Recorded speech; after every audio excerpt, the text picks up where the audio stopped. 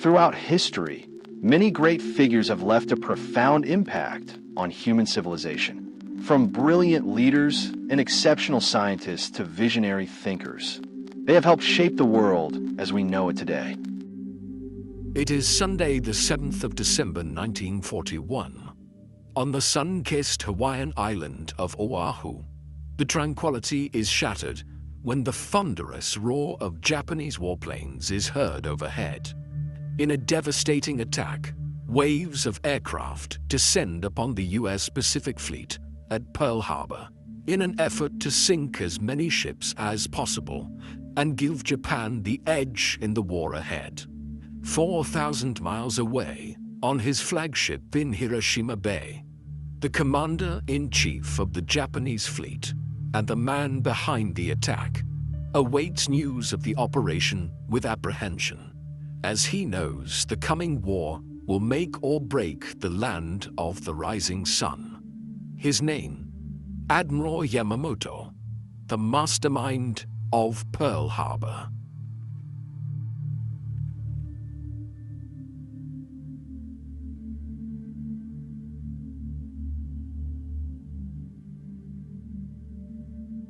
The man known to history as Admiral Yamamoto was born Isoroku Takano on the 4th of April 1884 in the town of Nagaoka in Niigata Prefecture, located on the west coast of central Honshu, the largest island of the Japanese archipelago.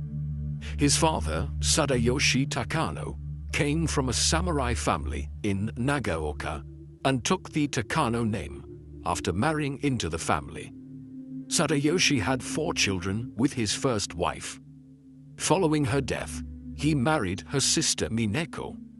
Little is known about Mineko Takano, with whom Sadayoshi had 3 more children. The future Admiral Yamamoto was the youngest of his father's 7 children. At the time of his birth, in 1884, Sadayoshi was 55 years old. The name Isoroku is the Japanese word for the number 56, which represented Sadayoshi's age at the time of his son's birth under the Asian age reckoning system. Isoroku Takano experienced a tough upbringing connected to political and social developments in Japan during the second half of the 19th century. Since the 17th century, Japan had been ruled by the Tokugawa shogunate, headed by shoguns who governed the country from Edo, the ancient name for Tokyo, in the name of a powerless but deeply revered emperor who remained almost completely aloof from Japanese society in the imperial palace at Kyoto. The Tokugawa shoguns pursued a policy of isolation from the outside world, which remained in place until the early 1850s, when an American fleet under Commodore Matthew Perry forced Japan to open its ports to global trade. Over the following decade, the Japanese government was divided between a party who wanted to harness European and American technologies to modernize the Japanese state and the conservative pro-Tokugawa faction who continued to be skeptical of foreign influence. The modernizers favored restoring the political power of the Japanese emperor and brought about the Meiji Restoration in January 1868. Although the Tokugawa initially gave up power, the ex-shogun and his conservative samurai allies fought the emperor's armies in the Boshin War in the late 1860s. They were decisively defeated by the imperial forces. The Nagaoka samurai fought alongside the Tokugawa and were denied political office by the imperial government. By the time Isoroku Takano was born, Nagaoka's fortunes were slowly improving, and the boy was taught English by a Christian missionary called Mr. Newell. Although he never became a Christian, Isoroku's early exposure to Christian teachings remained with him throughout his life. In 1894, he enrolled in the Nagaoka Middle School, an institution founded shortly after the Meiji Restoration to provide a course of education combining traditional Japanese values with Western science and technology. In addition to his academic studies, the young Isoroku enjoyed sports and often watched baseball games. Although he was not particularly strong or athletic, he enjoyed gymnastics and was able to build up his strength. In order to foster a sense of competition among the pupils, his teacher Haneda had them reenact the Boshin War on the athletics field. While the social divisions caused by the Boshin War had not yet fully healed, Emperor Meiji sought to develop a sense of national unity in the final decade of the 19th century. He was particularly inspired by the prowess of the British Royal Navy, which enabled a small island nation of northwestern Europe, not unlike Japan's position off the mainland of the Far East, to build the largest empire the world had ever seen. The Japanese government placed orders with British shipyards as part of a naval expansion program. Promising naval officers were sent to Britain for training, while British advisors taught at the Naval War College, established in Tokyo in 1888, to train staff officers and senior commanders. The increase in military expenditure was in response to events in China, where the Qing dynasty empire was in terminal decline. Under European influence, China's efforts to modernize its military capabilities posed a potentially grave threat to Japanese interests. In July 1894, the First Sino-Japanese War broke out between Japan and China over influence in Korea. Over the following 8 months, Japanese forces defeated the Chinese in a series of battles on land and sea. Under the terms of the Treaty of Shimonoseki, signed on the 17th of April 1895, China recognized the independence of Korea, while Japan gained control of the island of Ryukyu, modern-day Taiwan, and the Liaodong Peninsula in the region of Manchuria in northeastern China. Japan's success alarmed Russia, Germany, and France, who staged the Triple Intervention to force Japan to give up the Liaodong Peninsula. While sovereignty formally reverted to China, Manchuria effectively came under Russian control. These events further encouraged Japan to continue its military and industrial expansion, both to protect itself against the Western colonial powers and to assert its own interests in Manchuria. As the youngest son in a family of 6 boys, Isoroku could not expect to inherit any of the family's meager assets.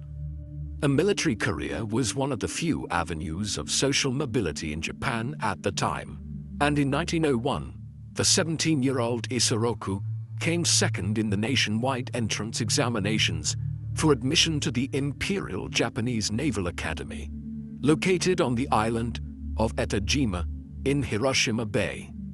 Isoroku chose to specialize in gunnery and was well respected by his fellow students, though the fact that he kept a Bible and read from it caused some suspicion among the cadets, most of whom were still wary of foreign ideas.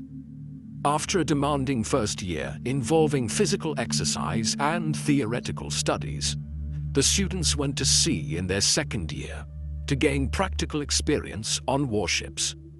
While Isoroku was studying at the academy, the Japanese Navy was preparing for an armed confrontation with Russia over influence in Manchuria and Korea. Following the Triple Intervention, Russia built a naval base at Port Arthur, on the southern tip of the Liaodong Peninsula, where the Russian Pacific Fleet was then stationed. While Japanese and Russian diplomats held talks to delineate their respective spheres of influence between 1902 and 1904, by October 1903, Navy Minister Admiral Gunahyo Yamamoto decided that Japan would go to war. He placed the fleet under the command of Heihachiro Togo, a talented young admiral who had distinguished himself during the First Sino-Japanese War several years earlier. As he formulated his plans aboard his flagship, the Mikasa, Togo was afraid that Russia would send ships from Europe to reinforce the Pacific Fleet and planned to attack and capture Port Arthur before they could do so. It was to be a surprise attack of a kind which Isoroku would become associated with many, many years later. The Japanese fleet set sail on the 6th of February 1904, and on the night of the 8th, Togo's fleet attacked Port Arthur without issuing a declaration of war. Several Russian ships were damaged during the attack, while Japanese troops successfully landed at Chemelpur Bay in Korea and took control of the peninsula. Since the attack on Port Arthur was only a partial success, Admiral Togo moved to blockade the Russian fleet in the harbor. In April 1904, Russian Admiral Stepan Makarov was killed when his flagship, Petropavlovsk, struck a Japanese mine. But Togo also lost several ships to Russian mines around Port Arthur. In August 1904, Japanese land forces laid siege to Port Arthur, while Togo defeated the Russian Pacific Fleet as it attempted a breakout. In response, the Russian Baltic Fleet under Admiral Zinovy Rozhetsvensky was redesignated as the 2nd Pacific Squadron and began a long journey to the Pacific to relieve their comrades at Port Arthur.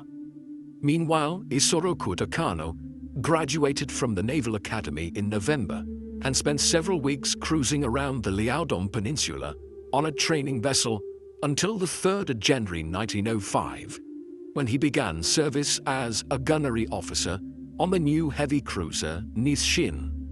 By then, Japanese artillery was able to bombard the Russian fleet in the harbor, forcing Port Arthur's surrender in January 1905. Admiral Rozhetsvensky received new instructions to sail past Japan and link up with Russian ships at Vladivostok. As the Russian fleet sailed north from Indonesia, Togo decided to intercept it at the Straits of Tsushima between Korea and Japan. Battle commenced at around 2 p.m. on the 27th of May 1905. During it, superior Japanese gunnery caused the destruction of much of the Russian fleet. On board the Nisshin, Ensign Isoroku Takano was badly injured, either by an enemy shell or the explosion of one of Nisshin's own guns. He lost 2 fingers on his left hand and sustained a wound to his thigh. While in hospital, he received a letter from Admiral Togo praising his conduct at Tsushima. He soon returned to duty and was promoted to the rank of sub-lieutenant. The destruction of the Russian fleet and the outbreak of the 1905 revolution in Russia prompted Tsar Nicholas II of Russia to consider negotiating peace terms with the Japanese. Despite the string of military victories, the Japanese military machine was running low on supplies, and both parties accepted American President Theodore Roosevelt's offer of mediation. Under the terms of the Treaty of Portsmouth, signed in September 1905, Japan secured control of Korea, southern Manchuria, and the southern half of the islands of Sakhalin. However, the peace terms fueled anti-American sentiment in Japan, as the Japanese government's demands for war reparations were denied. Roosevelt also sent an American fleet to Japan as both a show of force and as a diplomatic exercise. Sub-Lieutenant Isoroku Takano had the opportunity to examine the American ships as the fleet anchored off Yokohama in October 1908. The following year, Isoroku was on board the Aso, which paid a return visit to the American West Coast. He was soon promoted to lieutenant and given command of a division of men on his ship. Career progression was slow in peacetime, and in 1912, Isoroku returned to Nagaoka for several weeks after the death of his elderly father in February. Isoroku's mother was also seriously ill, and he considered resigning from the Navy to take care of her. But she reminded him of his duty to Japan, and he returned to his position. Isoroku was now 28 years old. His naval career continued to progress after he was assigned to the battleship Shintaku in 1913. The same year, he began his advanced studies at the Naval War College and proved a brilliant student. Nevertheless, he enjoyed an active social life, and was often found playing board games like Go or Shogi for high stakes. While Isoroku was studying at the Staff College, the First World War broke out in Europe in late July and early August of 1914. As a result of a defensive alliance signed in 1902 with Britain, Japan joined the war on the side of the Entente powers, Britain, France, and Russia, and soon invaded and occupied the German colony of Jiaozhou near Qingdao on the Shandong Peninsula, as well as a host of other German colonies in the Pacific, like the Marshall Islands. These tiny islands had great potential as supply bases for a fleet operating in the Western Pacific. Back in Japan, Isoroku was promoted to lieutenant commander in 1915 and was appointed to the staff of the 2nd Battle Squadron upon his graduation from the War College the following year. The year 1916 was an important one for Isoroku Takano in other ways, as he was adopted into the Yamamoto family and took their name. The Yamamoto had a distinguished samurai heritage, and during the Boshin War, Tadewaki Yamamoto had been one of the senior commanders of the shogun's forces in Nagaoka. Tadewaki was captured and executed in battle, and his surviving relatives spent several decades looking to appoint a new head of the family. The Yamamoto saw in the 32-year-old Isoroku Takano, a Nagaoka native, and an officer of great potential.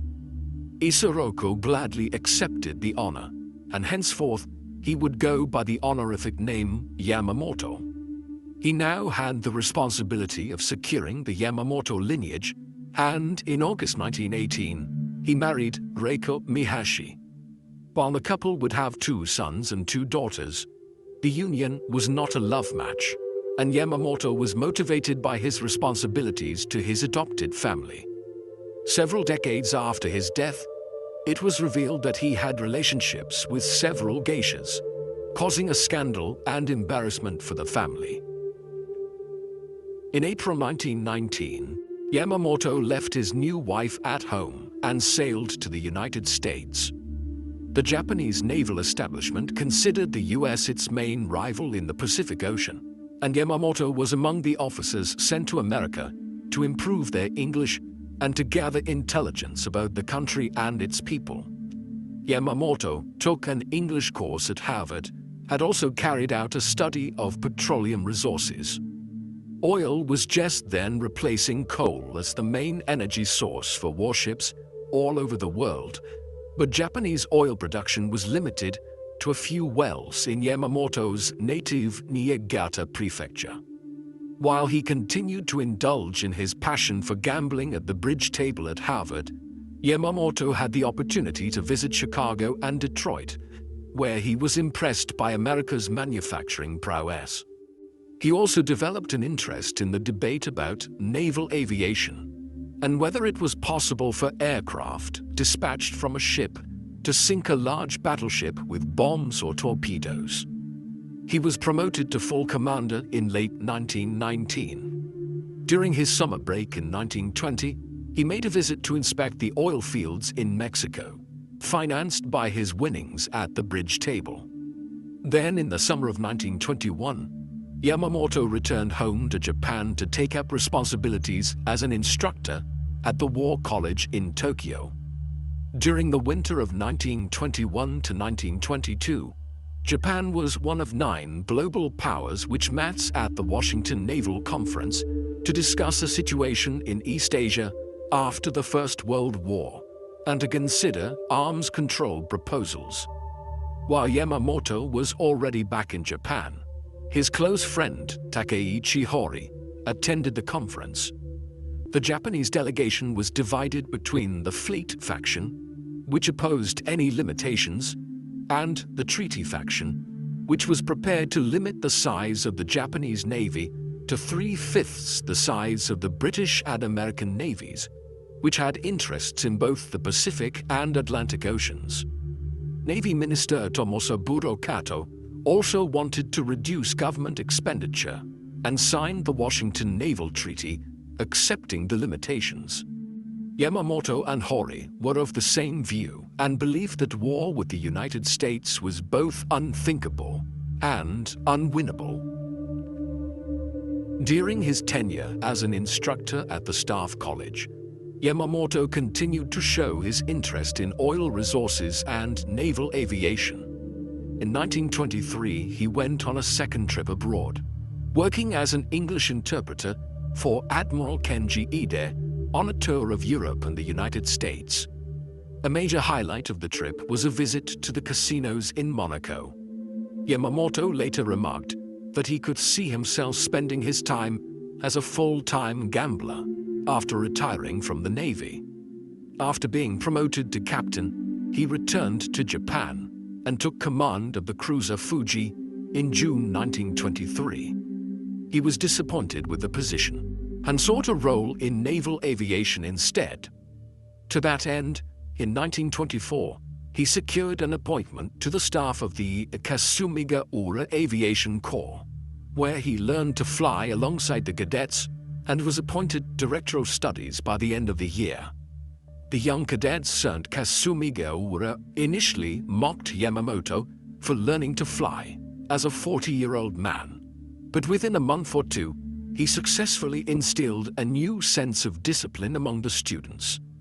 In early 1926, he was appointed naval attaché at the Japanese embassy in the United States.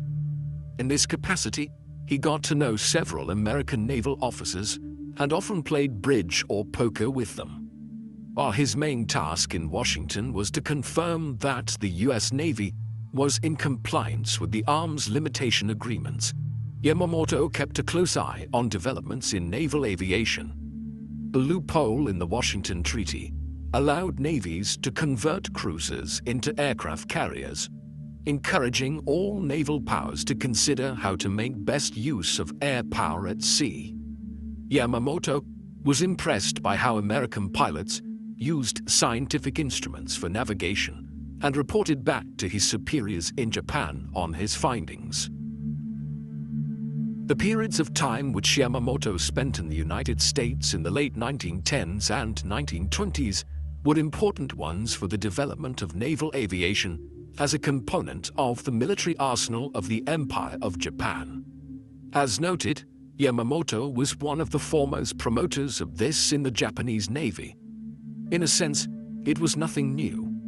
The first successful heavier-than-air flight had been achieved by the Wright brothers in December 1903, and it was only just 7 years later that Eugene Burton Ely had become the first officially recorded individual to take off in an airplane from the deck of a military ship when he did so from the USS Birmingham, anchored off the coast of Virginia.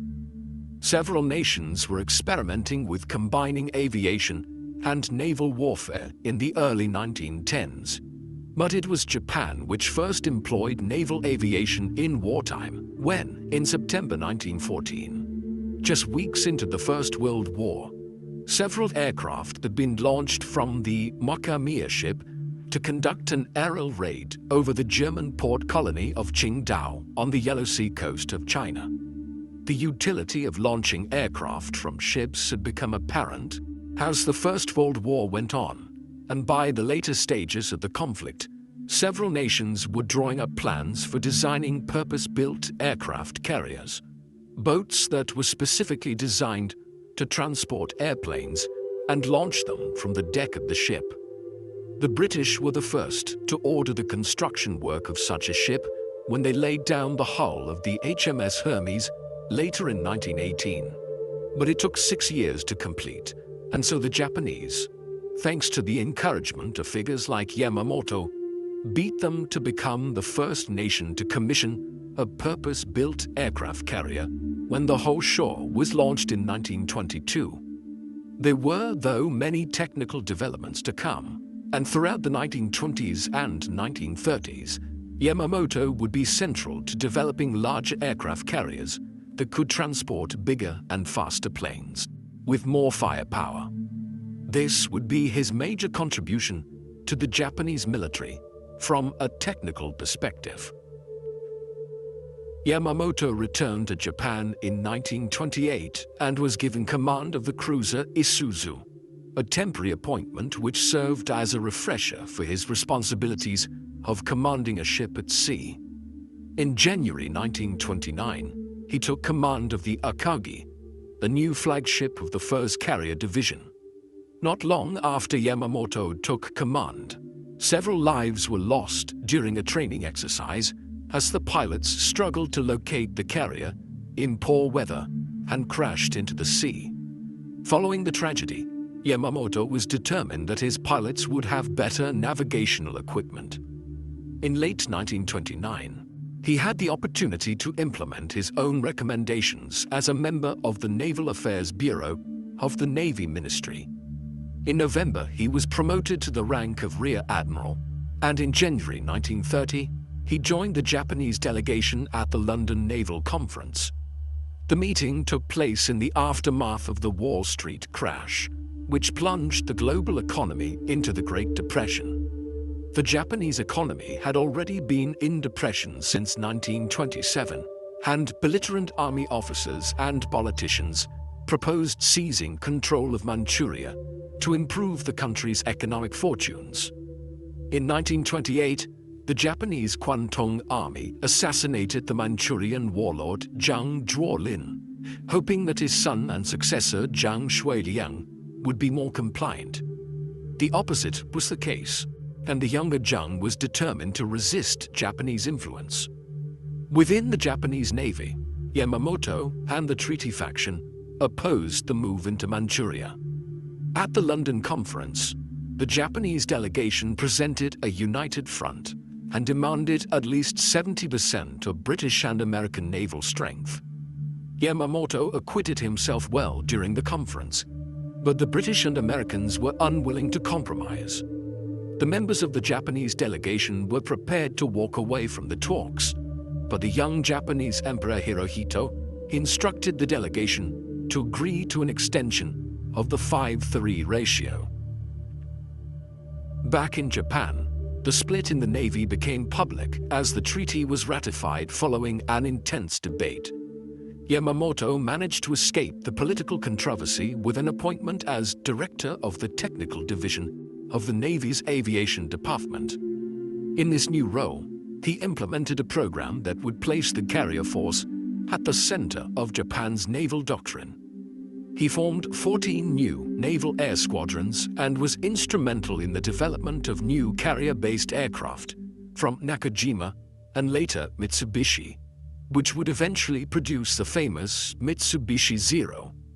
In the meantime, the Japanese army invaded Manchuria in September 1931 in the face of widespread international condemnation.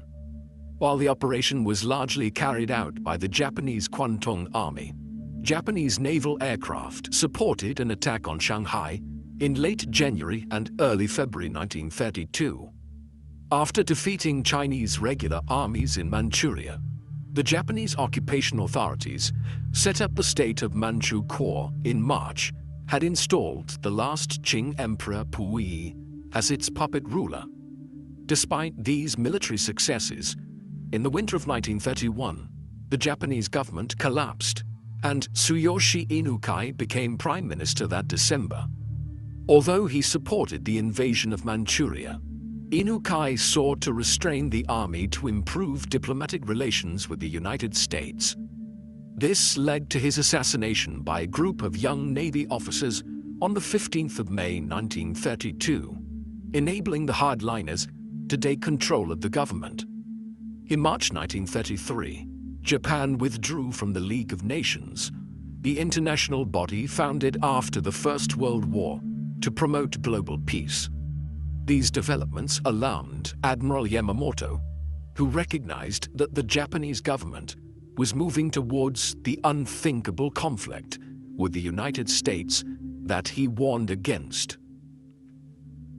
Yamamoto was uneasy about these developments in the late 1920s and into the early 1930s, yet there was little that could be done about it. The Empire of Japan was entering into a period of more extreme politics at the time. The reasons why this occurred are complex. Many of the nation-states that radicalized in the interwar era were ones which had been on the losing side of the First World War, like Germany, or else had felt betrayed by not being properly rewarded for the aid they had given to the British and French, as was the case with Italy. Japan had little to be upset about in this regard. It had received many of Germany's former colonies in the Western Pacific. Moreover, of all the nations of Asia and Africa, none had responded as effectively to the imperial growth of the European powers in the 19th century by modernizing and becoming a great power in its own right. Its ascent had even been acknowledged by being granted a permanent seat at the League of Nations, formed after the First World War. But in the early 1930s, Japan had decided to cast aside its good reputation in order to acquire control over Manchuria. Moreover, by the late 1930s, it was committing major atrocities in China and would continue to do so throughout the coming Second World War. This was despite the apparently more liberal worldview of commanders like Yamamoto.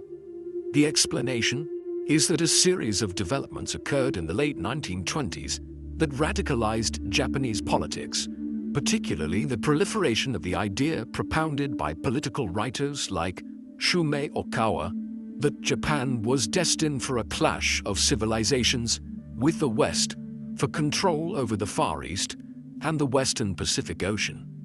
Economic problems at home after the Wall Street crash and the onset of the Great Depression compounded this, while American, Soviet, British, French and Dutch colonial and imperial activity in the Far East, Indochina, Southeast Asia, and the Pacific also played a role. Because of the strong honor system in Japanese culture, commanders like Yamamoto felt duty-bound to obey commands, which they received in the years that followed, in line with this more aggressive political approach, even when they diverged significantly from their own personal views. In October 1933, Yamamoto was given command of the 1st Carrier Division and moved his flag to the Akagi. In an echo of his experiences at Kasumigaura, Yamamoto had the task of disciplining a cohort of hard-headed young pilots. During an early exercise, the attack leader and several pilots were drunk on sake during their lunch break and were unable to continue the exercise. Following the incident, Yamamoto issued a stern rebuke to those responsible, warning them that their conduct was unacceptable. He concluded his speech by inviting the men to suggest their own punishments, a major reprieve for an offense that risked court-martial. Yamamoto remained in command of the 1st Carrier Division until mid-1934, at which point he was appointed to head the Navy delegation for the London Naval Conference. This was scheduled for 1935 and was designed to negotiate a renewal of the naval disarmament agreements at Washington and London that was set to expire. Yamamoto and his staff arrived in England in October 1934 to take part in preliminary discussions with the British and American representatives. The fleet faction had gained control of the Navy Ministry by then, and while Yamamoto was in London, he received the unwelcome news that his friend Admiral Takeichi Hori had been forced to retire. Against his own instincts, Yamamoto's instructions were to seek parity with the British and American navies, but the other powers refused the Japanese demands. With no prospect of an agreement, Yamamoto left England in late January 1935 and returned to Japan by land via Germany and the Soviet Union. On the way, he met the German Foreign Minister Joachim von Ribbentrop to discuss a potential alliance against Britain and the United States. Yamamoto, who had been promoted to Vice Admiral in November 1934, returned to Japan with an enhanced reputation, but was sidelined by the hardliners in the Navy Ministry who mistrusted him. However, he was appointed head of the Aviation Department a few months later, enabling him to continue his work to expand the naval air arm. He was involved in the development of naval aviation tactics and planning, took steps to improve safety and enhance rescue capabilities, and placed a great emphasis on training to ensure that Japanese pilots would outfight their foes in the air. Yamamoto was also pleased to see the moderates return to government following parliamentary elections in February 1936, but was troubled by an attempted coup by the army over the following days, with the hardline faction temporarily subdued. In December 1936, the moderate Navy Minister Osamu Nagano appointed Yamamoto as his vice minister. While Yamamoto supported government policy, he was reluctant to take on a ministerial position, which placed him both literally and figuratively in the crosshairs of the hardline faction. Within months of his appointment, the government collapsed in early 1937. The new Navy Minister, Admiral Mitsumasa Yonai, who emerged from the latest political shifts, was an old friend of Yamamoto's and retained him as vice minister. Both Yonai and Yamamoto were alarmed by events in northern China, where the Kwantung Army had expanded its footprint since 1931, reaching the outskirts of Beijing. On the 7th of July 1937, the Japanese staged an incident at the Marco Polo Bridge outside Beijing to create a pretext to expand the war in China. Despite opposition from the Navy Minister, the government sent reinforcements to China, and Japanese troops captured Beijing by the end of July. After overcoming determined Chinese resistance in Shanghai, the Japanese army advanced on Nanjing, the capital of General Chiang Kai-shek's Chinese nationalist government. The Japanese capture of Nanjing on the 13th of December 1937 was followed by the notorious massacre of Nanjing, during which an estimated 200,000 Chinese civilians were killed over several months. For Admirals Yonai and Yamamoto, a troubling development was the deliberate bombing and sinking of the American gunboat USS Panay the previous day by Japanese naval aircraft. Yamamoto issued a statement admitting responsibility for the incident, while claiming that it was unintentional. The diplomatic incident was kept under control as a result. Nevertheless, the drumbeat for war became ever louder in Japan, and in 1938, Yamamoto and Yonai were receiving death threats from hardliners. Yamamoto did not seem particularly fazed and continued to make frequent visits to the British Embassy.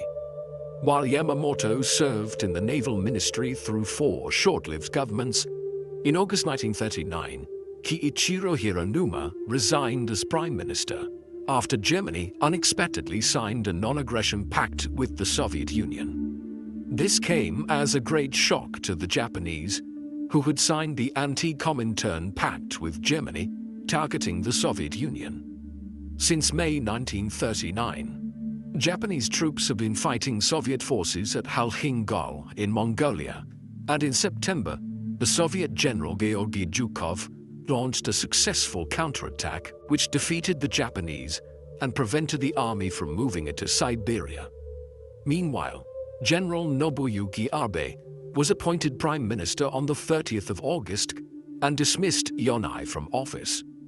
In one of his final acts as Navy Minister, Yonai appointed Yamamoto as Commander-in-Chief of the Combined Fleet. This was the most senior command in the Japanese Navy and one that Yamamoto deserved. However, Yonai's decision was primarily motivated by his desire to protect his friend from his enemies in Tokyo by sending him to sea. On the 30th of August 1939, 55-year-old Admiral Isoroku Yamamoto assumed command of the Combined Fleet and transferred his flag onto the battleship Nagato. While Prime Minister Abe promised that Japan would not get involved in the war in Europe, which broke out in early September when Germany invaded Poland, Japan soon came under pressure to sign the Tripartite Pact, a formal military alliance with Germany and Italy. The Emperor wanted to avoid this commitment and in April 1940, he reappointed Admiral Yonai as Prime Minister. Yamamoto did not believe that Yonai could achieve much, and saw that public opinion in Japan was moving towards war with the United States. The latest Yonai government collapsed after just 6 months in July 1940, and Japan signed the Tripartite Pact in September. Yamamoto had serious reservations about this approach and believed that Japan could not win if it ended up at war with the United States. He remarked to Prime Minister Fumimaro Konoe that while his fleet could dominate the Pacific for up to a year, American industrial capacity would soon catch up, and Japan would face defeat. If Japan were to stand any chance of victory, it would have to attack and destroy the American Pacific Fleet early in the war. Such an attack would have to be carried out without warning, just as Admiral Togo had surprised the Russians at Port Arthur back in 1904. While the Japanese operational plans had envisaged the American Pacific Fleet sailing from San Diego in California, in mid-1940, the fleet was moved to the forward base at Pearl Harbor in Hawaii. Yamamoto now saw an opportunity to attack the base and destroy the fleet with aircraft. In November 1940, he was promoted to full admiral. Soon after, his compelling arguments about attacking the Americans in Hawaii were accepted by the naval hierarchy. In early 1941, Yamamoto carried out a major reorganization of the combined fleet to form the First Air Fleet, or Kido Butai, a powerful force of 6 carriers protected by surface ships and submarines. For over a decade, Yamamoto warned his colleagues that Japan could not risk alienating the United States because it was dependent on American imports of oil and other natural resources. The Hawks argued that such resources could be obtained in Southeast Asia and claimed that the Americans would not impose any sanctions. The Japanese government was therefore shocked when the United States announced an embargo on exports of oil and steel to Japan in August 1941, following the Japanese takeover of French Indochina, an operation designed to support the army in southern China and to secure a base for further expansion into Southeast Asia. The Konoe government desperately sought to negotiate, but the Hawks in the army would not make any concessions in China, nor even reverse course in Indochina. While Yamamoto was conducting exercises at sea in preparation for the attack on Pearl Harbor, the Konoe government fell, and General Hideki Tojo was appointed Prime Minister in October. Tojo was one of the senior officers in the Kwantung Army and had clashed frequently with Yamamoto during the latter's tenure in the Navy Ministry. To Yamamoto's surprise, Tojo allowed him to retain command of the combined fleet, recognizing that the admiral was the most capable officer for the task. In early November, Yamamoto went to Tokyo for consultations with the government to finalize the operational plans with the government and the army.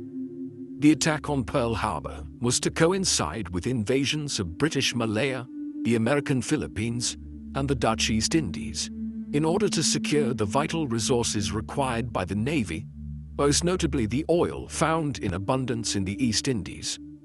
The attack was scheduled for the 8th of December 1941 in Japan, Sunday the 7th of December in Hawaii. On the 17th of November, Admiral Chuichi Nagumo took Kido Butai to the Kuril Islands in the north, where the force would assemble ahead of the assault. On the 2nd of December, while last-minute talks were still taking place in Washington, Yamamoto and his Chief of Staff, Admiral Matome Ugaki, issued orders to prepare for attack. The following day, Yamamoto received notice from the Emperor in Tokyo announcing the beginning of the war.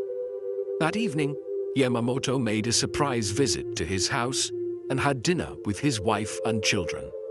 The next morning, as he prepared to leave Tokyo by train, he exchanged a few words with Takeichi Hori, who asked him to take care of himself.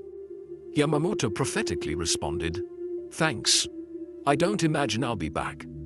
Later that day, he was back on board the Nagate, anchored off Hashirajima in Hiroshima Bay, where he and Ogaki anxiously awaited news from the Japanese ships in the Pacific. On the night of the 7th of December, Tokyo time, Admiral Yamamoto received news that a Japanese plane had shot down a British aircraft off the coast of Thailand. At 3 a.m. the following morning, Yamamoto was informed that 200 planes from Kido Butai were now in the air bound for Pearl Harbor. Soon the flagship was receiving intercepts of American communications, indicating a successful Japanese attack on the naval base. Messages also came flooding in from Malaya, Singapore, Thailand, Hong Kong, Shanghai, and the Philippines about the simultaneous attacks on British and American positions there, as well as from Tokyo, where Emperor Hirohito issued an official declaration of war once the surprise attacks were underway.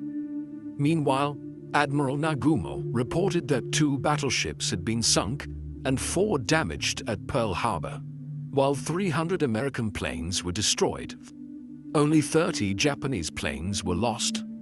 The following day, U.S. President Franklin Roosevelt delivered a speech to Congress in which he memorably described the events of the 7th of December 1941 as, quote, "a date which will live in infamy, pursuant from which a state of war now existed between the United States of America and the Empire of Japan."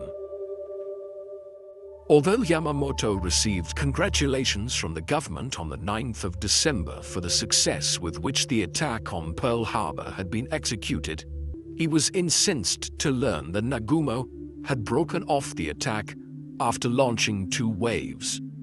While 4 American battleships were sunk and 4 others were damaged, most of the shore facilities remained intact, and more crucially, the 3 aircraft carriers of the U.S. Pacific Fleet were absent from Pearl Harbor and survived the carnage.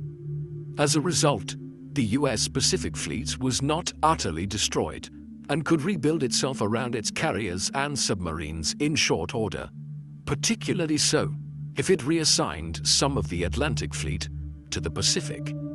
While his subordinates advised him to order Nagumo to turn back and attack Pearl Harbor again, Yamamoto instead ordered Nagumo to strike at the American naval base on Midway Island, fearing that it could become an advanced base for American aircraft and submarines.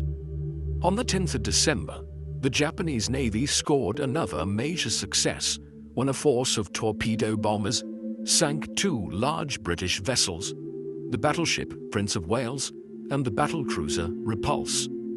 Elsewhere, Japanese forces had taken Guam and were slowly overcoming American defenses in the Philippines. However, Nagumo called off the attack on Midway due to poor weather. Yamamoto was also troubled by stronger than expected American resistance on Wake Island, which was only taken on the 22nd of December. Although there was still much celebration in Japan in the wake of Pearl Harbor, by the end of 1941, Japanese naval officers were beginning to share their commanders' apprehension that the war would be a long one. During the winter of 1941 to 1942, the Japanese war machine rolled across Southeast Asia and achieved their objectives several weeks ahead of schedule. Hong Kong fell to the Japanese on the 26th of December, and Manila in the Philippines a week later, on the 3rd of January 1942. Japanese troops were marching on the Burmese capital of Rangoon, and to the south the army had occupied most of the Malay Peninsula and was set to besiege the British garrison at Singapore. Yamamoto was now planning operations in the South Pacific towards Australia, but he continued to be concerned about the potential of American carriers. He instructed his staff to work on plans to attack Hawaii and Midway Island again, to complete the destruction of the American Pacific Fleet. In the wake of Pearl Harbor, more American aircraft had been sent to Hawaii, So the Japanese naval planners considered Midway to be a more appropriate target. At the beginning of February 1942, Yamamoto received the unwelcome news of an American carrier raid on the Marshall Islands, destroying several ships and killing the Japanese rear admiral who commanded the base. Yamamoto believed that the defeat had been caused by overconfidence and reminded everyone around him to remain on their guard. 2 weeks later, he made the Yamato his flagship, the heaviest battleship ever built, larger than the German Bismarck. Japanese spirits remained high over February, and on the 15th of the month, Japanese troops captured the British stronghold of Singapore, the linchpin of Britain's presence in Southeast Asia. 4 days later, Admiral Nagumo launched a successful attack against Darwin, the capital of Australia's Northern Territory, and a week later, on the 27th of February, a Japanese fleet defeated an allied American, British, Dutch, Australian fleet at the Battle of the Java Sea, facilitating the invasion of the Indonesian islands. In early April, Admiral Nagumo's carriers attacked the port of Trincomalee in present-day Sri Lanka, sinking 2 British cruisers and a carrier, though 2 other carriers escaped. Yamamoto believed that Nagumo had broken off the attack too early once again, just as he had done at Pearl Harbor. By mid-April, the Japanese Army and Navy were in a position to proceed with the second stage of their operations, the invasion of Australia and the attack on Midway. For Yamamoto, there was no time to waste with the Midway operation, as the Japanese Navy had to destroy the US Pacific Fleet before the Americans gained numerical superiority in the Pacific. Yamamoto's worst fears were then realized on the 18th of April, when an American carrier raid targeted Tokyo. While the damage was limited, it was an embarrassment to Prime Minister Tojo, who assured the nation that Japan would not come under attack again. Yamamoto ordered his subordinates in Japan to be on guard for further raids, but his intelligence indicated that the Doolittle raid, as the US attack was termed, had been a one-off event designed to boost American morale. The American carriers could not risk coming too close to Japanese waters and had resorted to medium-range bombers, which had to land in China after the attack. Yamamoto was thus able to turn his mind back to the latest operational plans, which involved the occupation of the southern Solomon Islands and Port Moresby in New Guinea to support a planned invasion of Australia. On the 3rd of May, the Japanese occupied Tulagi in the Solomon Islands. The following day, American planes from the carriers Lexington and Yorktown attacked the island. On the 8th of May, Japanese and American carrier forces clashed at the Battle of the Coral Sea. While the Japanese sank the Lexington and damaged the Yorktown, the Japanese carrier Shokaku was forced to return home for repairs. While the army called for a renewed attempt at seizing New Guinea, Yamamoto prioritized the attack on Midway and would not spare any carriers. On the morning of the 29th of May 1942, the invasion fleet headed for Midway. Once again, the attack was to be led by Admiral Nagumo's 1st Air Fleet, but on this occasion Yamamoto brought up the battleships himself in close support.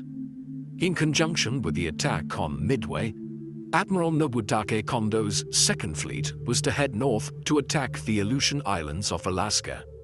Yamamoto was unaware that the Japanese naval code had been broken several weeks earlier, and the Americans were expecting a major attack on a location codenamed AF.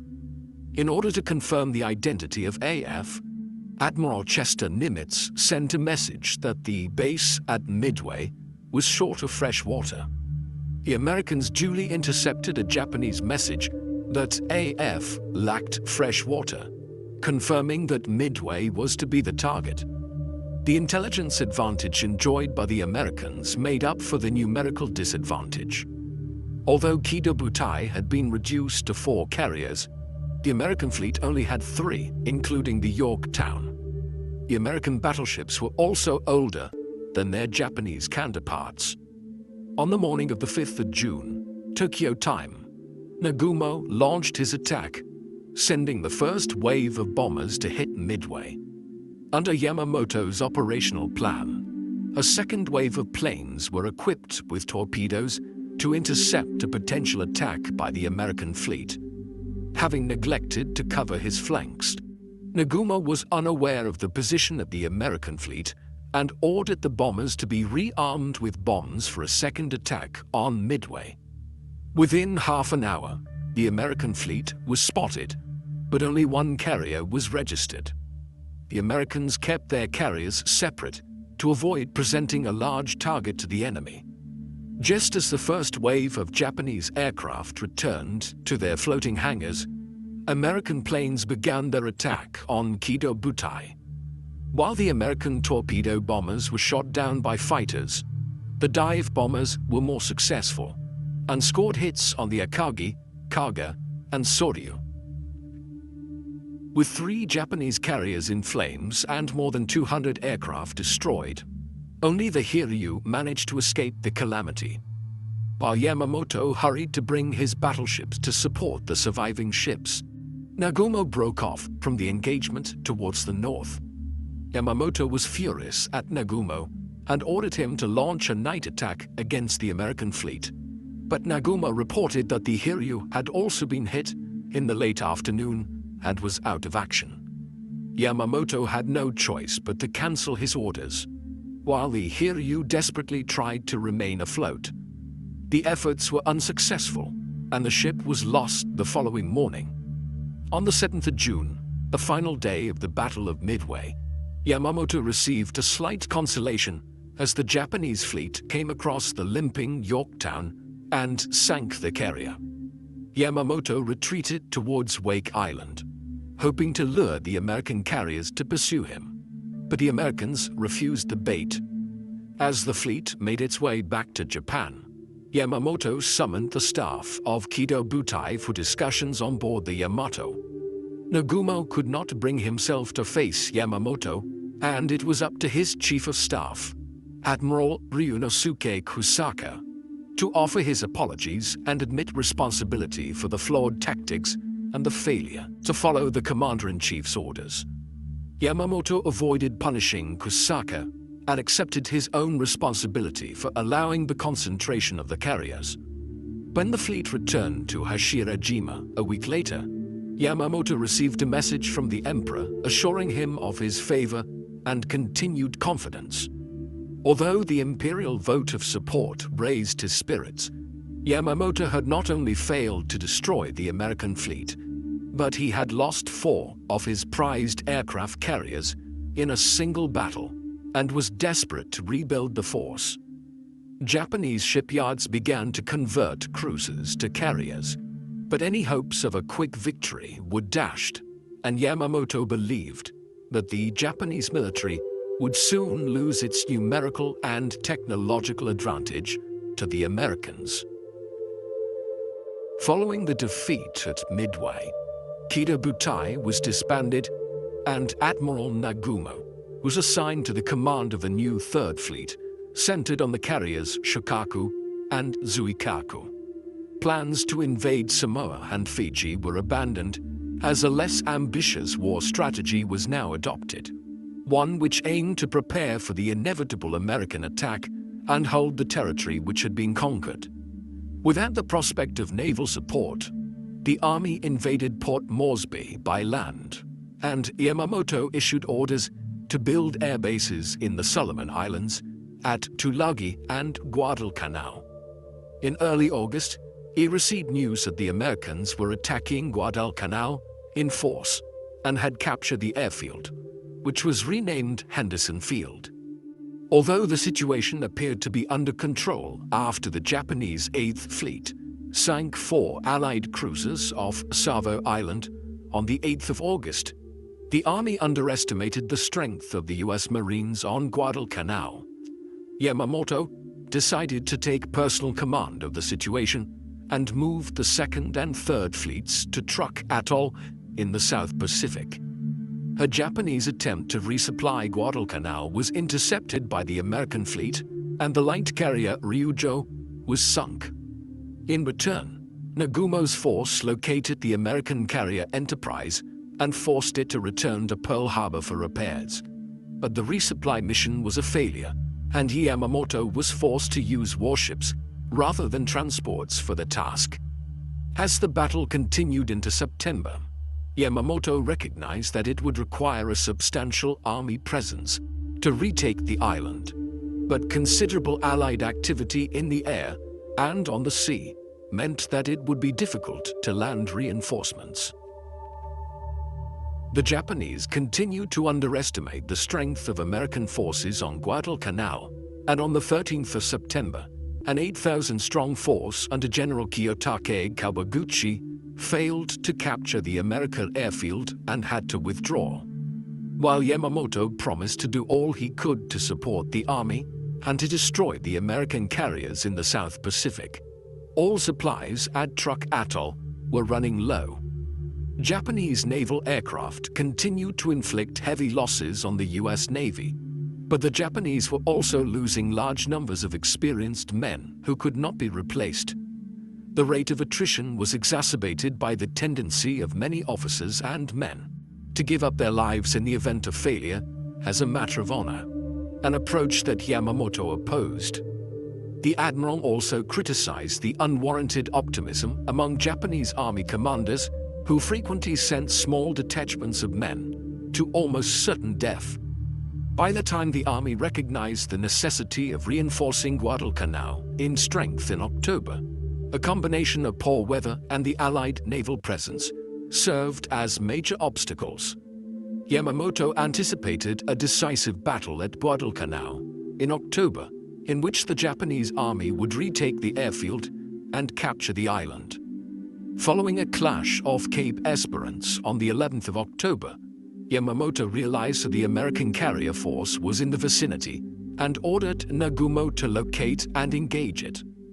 Over several days, Japanese carrier planes bombarded Henderson Field and rendered it inoperable for the Americans, enabling General Harukichi Hyokutake to land reinforcements on Guadalcanal. But Yamamoto was still unable to find the American carriers, while the fuel situation at Truk Atoll became desperate.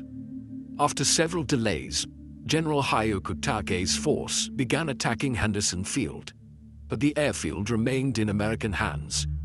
In the ensuing naval battle off the Santa Cruz Islands between the 25th and 27th of October, Japanese aircraft sank the American carrier Hornet and damaged the Enterprise. However, the Japanese victory at sea had cost too many planes and crews. While on land, the army was forced to abandon the attack on Henderson Field. The Japanese High Command now decided to postpone any further operations on Guadalcanal until it could spare reinforcements in early 1943. Yamamoto recognized that any delay would allow the Americans to establish an unassailable hold on the island. In the midst of the bad news, he was gratified to see Admiral Nagumo retire from active duty in mid-November, a decision that he considered long overdue. While the army was still considering its plans for Guadalcanal, Yamamoto had the unenviable task of resupplying the Japanese troops that remained on the island. During these operations, Vice Admiral Koki Abe ran into an American force commanded by Rear Admiral Daniel Callahan. Over the course of a 4-day battle, the Japanese fleet sunk several American destroyers and killed 2 American admirals, including Callahan.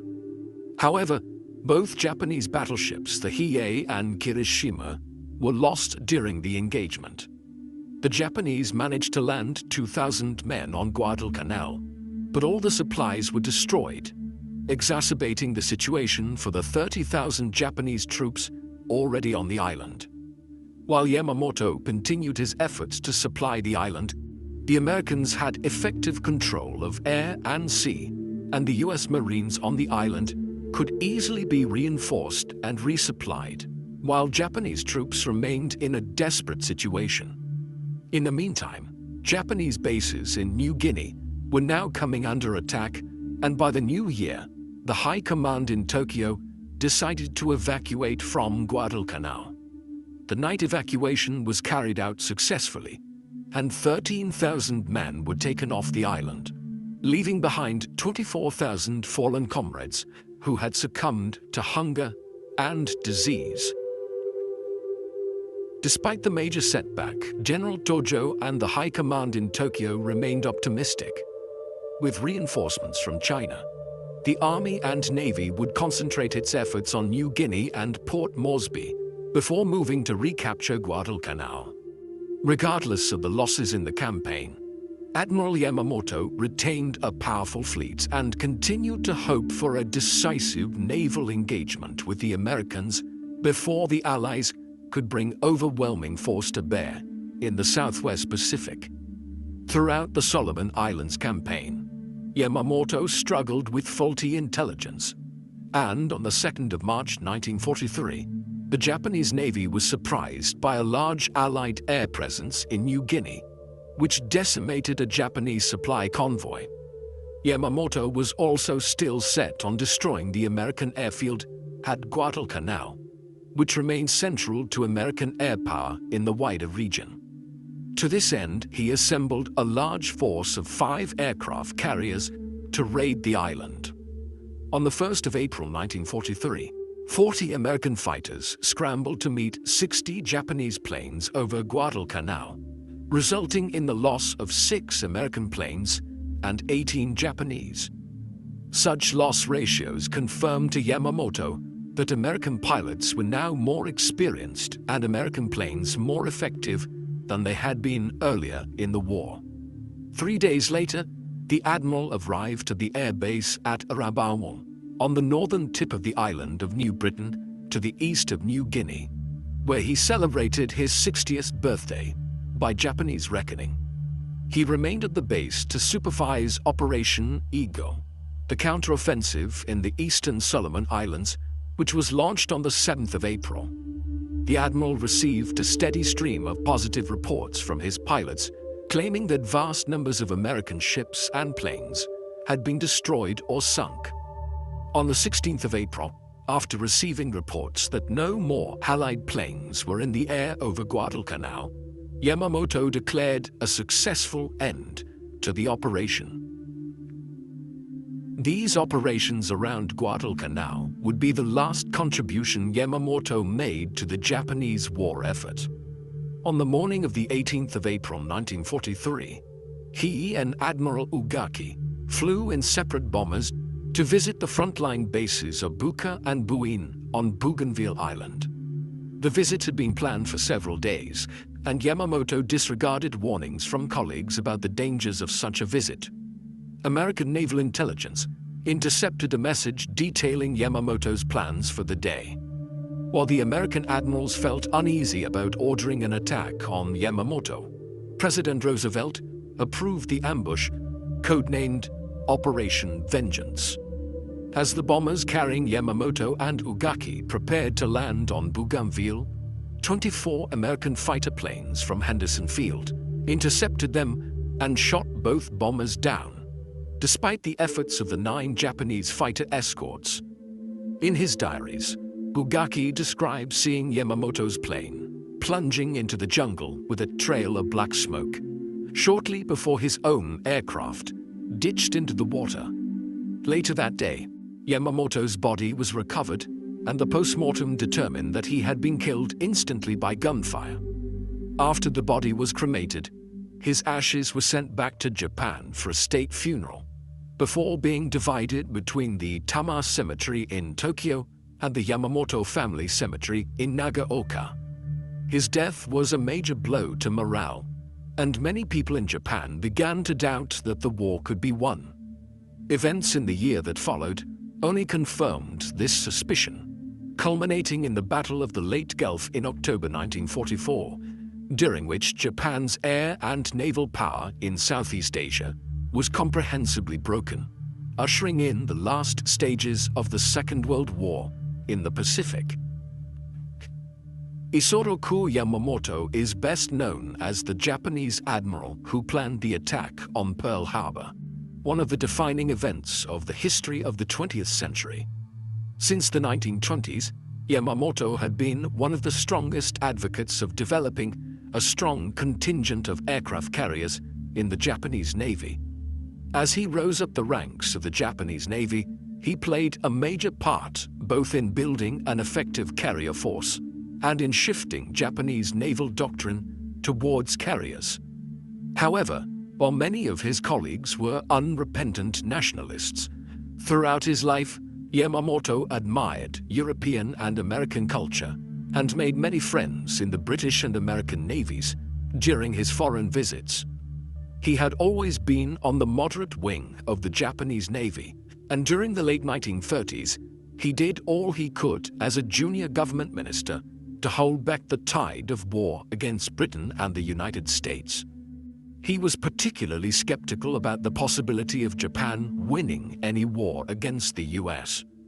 However, once he was resigned to the inevitability of conflict, he prioritized his duty to emperor and country and did everything he could to achieve victory. Yamamoto wanted to strike hard and fast at the US Pacific Fleet, just as Japan had done against the Russian Pacific Fleet back in 1904. In doing so, he hoped that the US Pacific Fleet could be destroyed and a quick victory won in the war before America's industrial and military might was fully brought to bear. In the first 6 months of the war, Yamamoto's carriers caused havoc across the Pacific from Pearl Harbor to Darwin and to Trincomalee. But the loss of 4 prized carriers at the Battle of Midway saw the tide shift irreversibly in the Allies' favor. Yamamoto maintained faint hopes of destroying the enemy fleet in a decisive engagement. Yet the reverses at New Guinea and Guadalcanal, shortly before his death, were clear signs that American forces had already gained superiority in the Pacific and were destined for victory, much as Yamamoto had predicted on the eve of the war. His premature death meant that he avoided seeing the ruin visited on Japan, which he had always believed would ensue from a conflict with the United States. What do you think of Admiral Isoroku Yamamoto? Should he be regarded as one of the great military leaders of the Second World War, who planned some of the most remarkable operations in the Pacific?